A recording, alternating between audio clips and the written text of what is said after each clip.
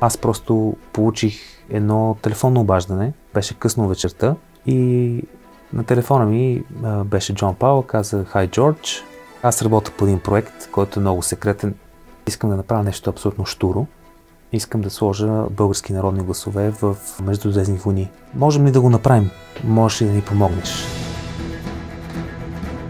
Целият проект с Междузвездни войни беше много странен. Дойдох тук в БНР, под абсолютно всичко беше топ секрет. Името на проекта официално беше друго, музикантите не знаеха за какво ще пеят. В деня на звукозаписа имаше шредър в студио 1 на Националното радио и докато музикантите тръгваха, всеки си оставаше в шредъра нотите и те се унищожаваха. Ние не можем да изнасяме снимков материал, видеоматериал, аудиоматериал. Добре, че поне имаме възможност да се хвалим, защото иначе съвсем нищо няма да ни остане. Мечтата ми винаги е била да се занимавам с музика, защото тя е моята най-голяма страст. Най-вече музиката за филми и за игри и съм щастлив да кажа, че мога да се занимавам с това нещо в България и се занимавам вече 15 години.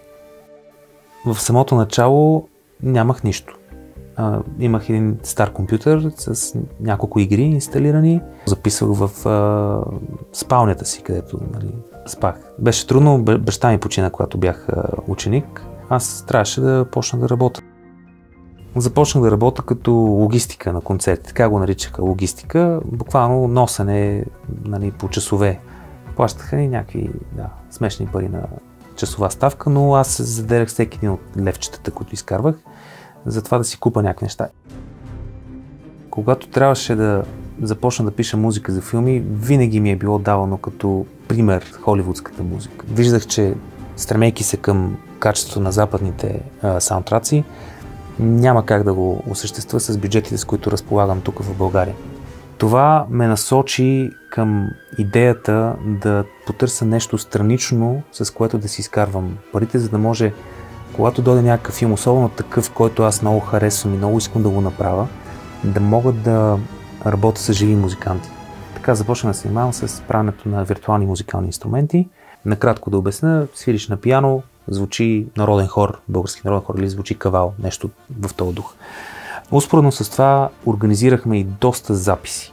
Дали ще за някакви лични неща на западни композитори, дали за проекти, за които не можем да споделим информация, защото са секретни и така нататък.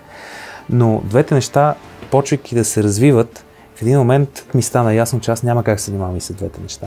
Особено с For Music, защото това е фирма, която се занимава с над 400 музиканта годишно. И това породи необходимостта да създадем нова фирма. Тя е с още 3 души, с които се работим още от тогава.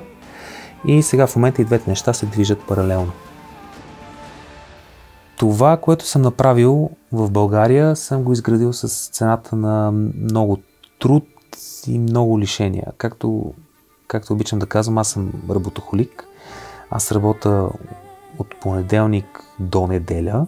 Щастлив съм, че когато хората търсят мен да работят тук в България, аз имам възможност да дам работа на много музиканти и по този начин да развия, макар и малко, с един проект българската музикална индустрия. За мен България е не само родната ми страна, тя е все още едно от местата, където човек може да бъде искрен с хората, с които работи и с хората, с които се познава.